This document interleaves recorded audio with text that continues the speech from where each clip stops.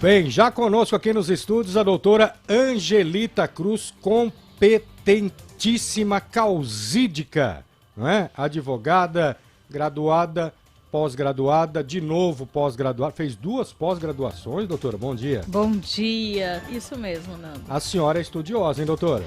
A gente que está no direito, a gente tem que estar sempre estudando, é aquilo que eu já estava comentando aqui, né? As leis vão mudando, você tem que estar atualizando, não tem como ficar de fora, a gente vai ser um eterno estudioso. É verdade, até porque as leis não mudam tanto, mas elas têm muitas variações, muitas interpretações, não é?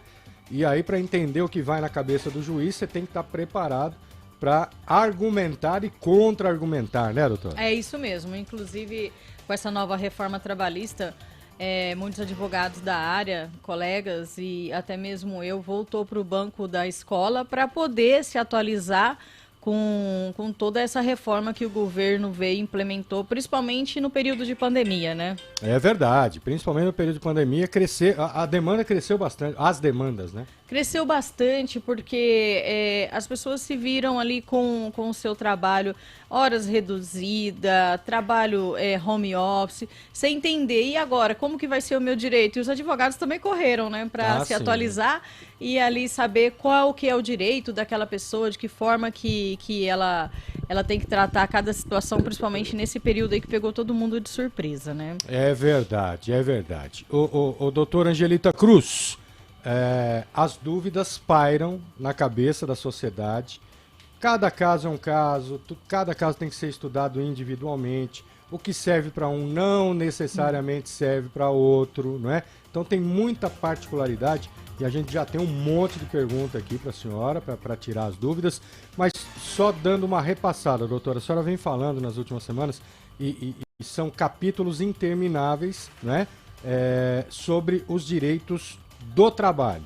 Direitos e deveres, né? Do cidadão, do funcionário, da relação funcionário-empregado. Nós temos alguma sinalização de algo novo que tenha surgido nos últimos dias, doutora?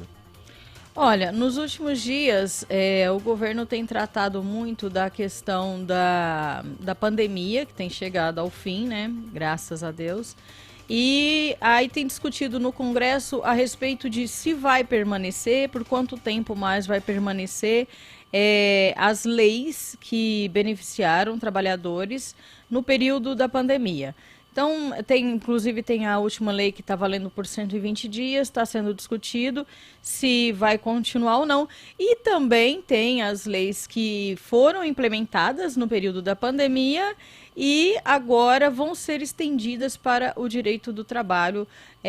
A questão, por exemplo, tem alguns dos menores que criou-se um novo programa, né? Do trabalho menor e da pessoa com maior de 59 anos. Então, tem essas leis que foram aderidas na pandemia e que provavelmente vão continuar pós-pandemia, que são leis que valeram a pena, foram boas e vão continuar para o trabalhador. Doutora, aquela questão das pessoas que tiveram redução de jornada, não é? Que tiveram a participação do governo federal no complemento, né, do salário ou dos rendimentos, enfim, essas questões, elas estão por serem encerradas e quem participou disso tem estabilidade? Sim. Na lei, ela já garante a estabilidade para essas pessoas que participaram dessa redução de jornada de trabalho ou até mesmo da suspensão do contrato de trabalho, elas já estão garantidas com a estabilidade. E tem pessoas que ainda continuam no período ali da redução que vão continuar. A lei, se ela for cessada por conta do final da pandemia, quem está dentro daquele período vai continuar, vai cumprir o período completo, ou então a empresa vai retomar as atividades normais e vai cessar a redução de salário, a redução de tempo ou até mesmo a suspensão. Aí quando a empresa perceber que não precisa mais de adotar essa medida para que possa o trabalhador trabalhar home office ou ter a suspensão do contrato de trabalho, então aí sim vai voltar o período normal e o governo vai verificar através de dados se realmente vai valer a pena suspender totalmente a lei da pandemia que estava valendo para aquele momento. Essa estabilidade, doutora, eu não me recordo o prazo, se ela é de 12 meses ou pelo período igual ao que aconteceu essa redução. Mas para a gente tratar aqui popularmente, para as pessoas nos entenderem sem nenhum tipo de dúvida. Então, quem participou dessa redução não pode ser demitida antes de... Não pode ser demitida pelo período igual à redução do trabalho ou da jornada ou da suspensão do contrato de trabalho. Se for durante 3 meses, então pelos próximos 3 meses ela tem essa estabilidade. Se for por 1 ano, nos próximos 12 meses ela tem essa estabilidade. É isso? Isso mesmo, isso mesmo. No período em que ela ficou com o contrato de trabalho suspenso, é o período que ela vai ter a estabilidade dela. Ao retornar ao trabalho, né? Exatamente. É assim que findar, né? Assim que cessar essa redução, que voltar ao normal, tanto a carga horária quanto o salário, se houve redução e etc. Pelo mesmo período que ela ficou dentro desse regime, ela tem a estabilidade, está com o emprego garantido. Isso não mesmo. Significa que pode relaxar, começar a faltar, blá, blá, blá, não pode mandar embora mesmo, porque tem muito disso. O funcionário às vezes é danadinho, viu, doutora? Sim, tem regras, existem regras que a empresa pode aplicar, por exemplo, advertências até chegar a uma justa causa, ou funcionário que falta vai ser aplicado normalmente o desconto das faltas. A vida no trabalho continua a mesma, não pode relaxar pela estabilidade, porque a empresa tem argumentos jurídicos, tem força jurídica de demissão por conta de algumas falhas graves do trabalhador. Ou seja, o funcionário não tem só direitos. Não, ele tem deveres também. Exatamente. Doutora, pronta para responder as perguntas? Vamos lá. Do pessoal que está participando com a gente aqui. O Orlando Tomás Garcia, de São José da Boa Vista. Bom dia. A empresa em que eu trabalho aderiu ao BEM, BEM, né? BEM, e me deu direito a 4 parcelas, mas recebi somente 3. A primeira, que era para ser paga em 30 de maio de 2021, foi devolvida e eu não recebi. O que devo fazer? Então, como a gente estava conversando, quando a empresa adere a alguma lei do governo por questões da pandemia, a empresa tem obrigação de infurar o RH da empresa para saber se os seus dados foram inseridos de forma correta no e-social ou se então o e-social findou o pagamento sem uma justificativa prévia. Portanto, é muito importante a pessoa procurar o RH da empresa, porque é a empresa que informa o governo quais os funcionários aderiram ao programa e qual o valor do salário desse funcionário para que o governo possa pagar. Bom, então o Orlando deve inicialmente ir até... Ele vai ter que procurar uma orientação e, no caso mais extremo, entrar com uma ação requerendo a parcela dele que ficou em atraso, que é o caso do Orlando. Muito bem, Orlando. Espero que tenha sido atendida as suas dúvidas aí. Qualquer coisa, pode voltar a nos contactar. Manda pergunta pra gente aqui que a doutora responde, viu? Se não for hoje durante o programa, não tem problema. A gente repassa a pergunta pra doutora e ela, ao longo da semana, vai atendendo aí as demandas, tá bom? Sofri acidente dentro do meu trabalho e a empresa fez o CAT. Porém, não afastei pelo INSS. Apesar de ficar 17 dias em casa, estávamos na pandemia. INSS fechado, não consegui fazer online. Tenho direito a 1 ano de estabilidade devido ao CAT? Vamos lá. O que acontece? Desculpa, doutora, só um detalhe que tem um adendo. Tá. Detalhe, estou em tratamento médico ainda, aguardando vaga para fisioterapia. Pergunta é da Érica Cristina de Franca. Tá. Geralmente, quem tem o CAT não significa que tenha estabilidade. Porque tem a lei da Previdência que regulamenta a questão do auxílio doença, do auxílio acidente, do auxílio da pensão por morte. Então, quando você tem o CAT, você tem que dar entrada na Previdência, você tem que receber o auxílio doença e você, posteriormente a isso, você tem que ter a liberação do médico, ter a alta do médico para retornar ao trabalho. A partir daí, você vai ter a estabilidade de 12 meses.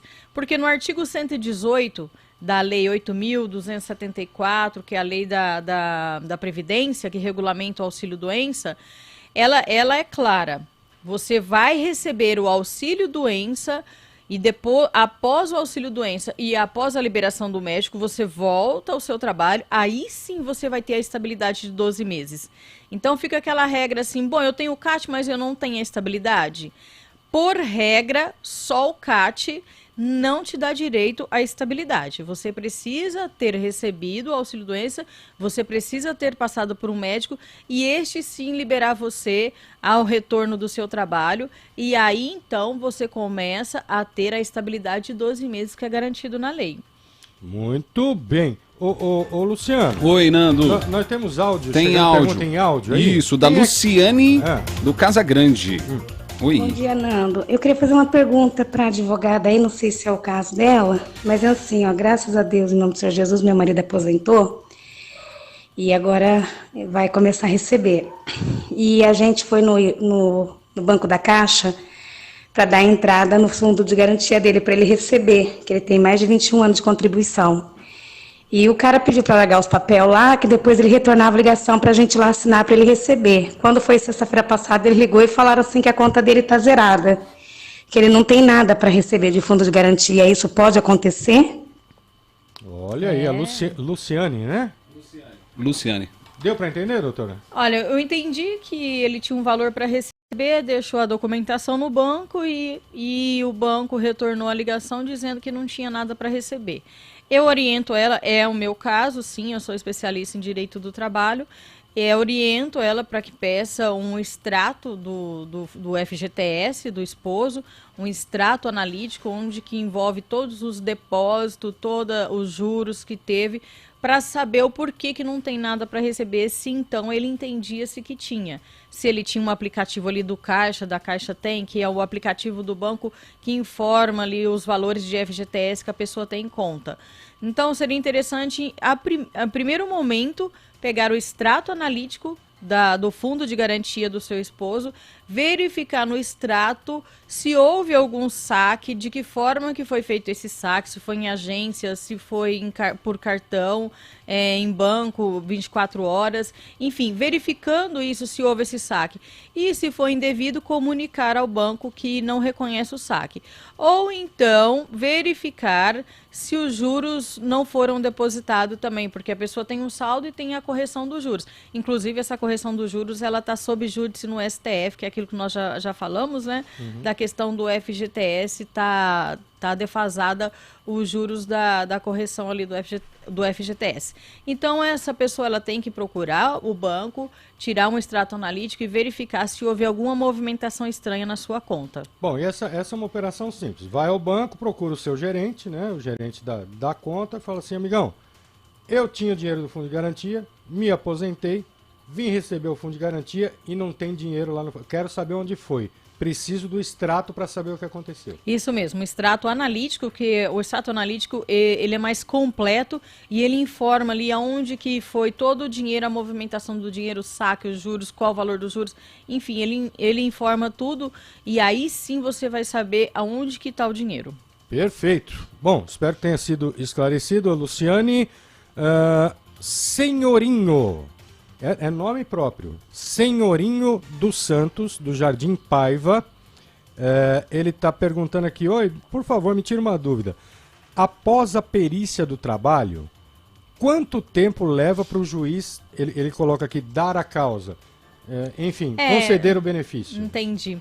Ele fez a perícia, pelo que eu entendi, deu entrada na ação envolvendo a perícia, e o juiz ele não tem um tempo específico, o juiz ele não tem prazo para julgar uma ação. Os advogados que têm prazo para peticionar, se defender, mas o juiz ele não tem um prazo específico, porque as demandas no judiciário são grandes e conforme vai chegando, o juiz vai julgando. Aí, então, eu não tem como precisar. Olha, a sua ação vai ser julgada em 3 meses, em 1 mês, em 1 ano. Não tem como precisar. Agora, tem causas que têm preferência. Por exemplo, pessoas maiores de 60 anos têm preferência ali no julgamento, mas não significa que será tão rápido.